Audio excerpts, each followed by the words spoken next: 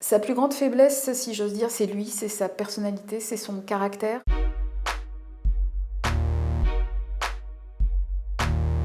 Mais, il y a un mais. Il est temps qu'Emmanuel Macron se déclare. Emmanuel Macron est président de la République et donc il préside la France. Je pense que c'est lui qui décidera.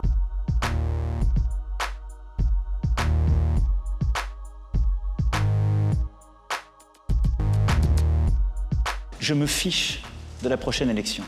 Je veux réussir furieusement, passionnément, ce mandat.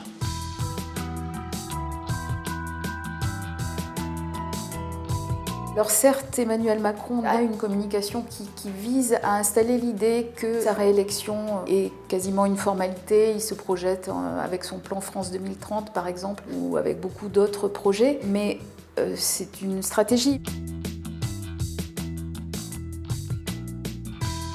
D'abord, il sait d'expérience que le favori du mois de décembre n'est jamais celui qui sort des urnes en avril ou en mai. Par ailleurs, il constate que ses opinions positives, il est très haut, il est à 44% d'opinions positives, ne se transforment pas en intention de vote. Il varie entre 23 et 26% d'intention de vote au premier tour, ce qui est très bien, mais il y a une grosse déperdition. Il peut constater, et ça les sondeurs le lui disent, que le contexte est totalement gazeux. Par exemple, aucun sujet ne s'impose. Le sujet de préoccupation principale des Français varie d'un jour à l'autre. Un jour c'est le pouvoir d'achat, le lendemain c'est l'insécurité, l'immigration. Donc tout ça est très instable.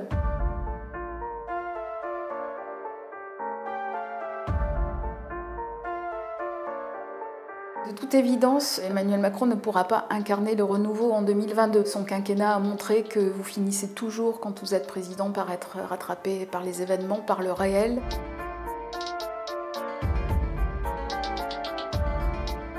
J'ai entendu vos aspirations à l'alternance véritable.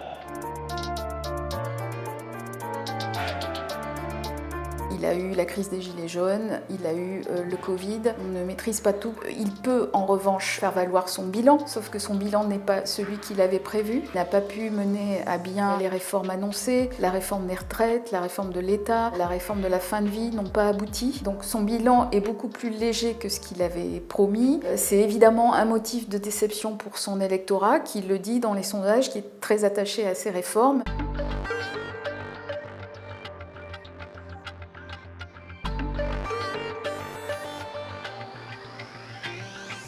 Je ne sais pas si nous allons réussir. Je vous le dis très franchement.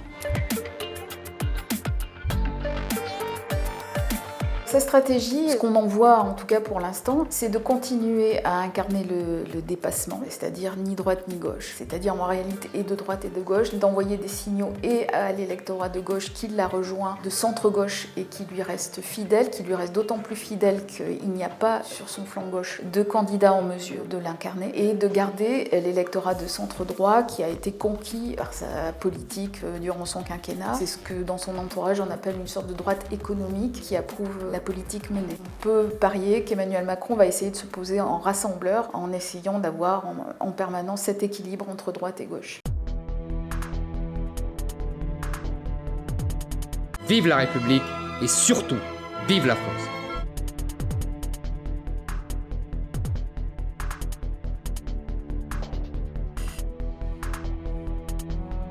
Un duel au second tour face à Éric Zemmour lui irait tout autant qu'un duel face à Marine Le Pen, voire mieux. C'est-à-dire que Éric Zemmour est un personnage tellement clivant que Emmanuel Macron est bien plus assuré de gagner un second tour face à lui, parce que toute une partie de ceux qui rejettent Zemmour se mobiliseraient au second tour pour aller voter pour lui. Zemmour, comme Le Pen, incarne ce repli identitaire qui est dénoncé par Emmanuel Macron, que Macron prétend combattre, tandis que lui incarne sur l'autre flanc un imaginaire français ouvert et universaliste. C'est sa stratégie depuis le début, depuis 2017. Donc Zemmour autant que Le Pen lui conviennent. Sa seule crainte en réalité, c'est le candidat LR.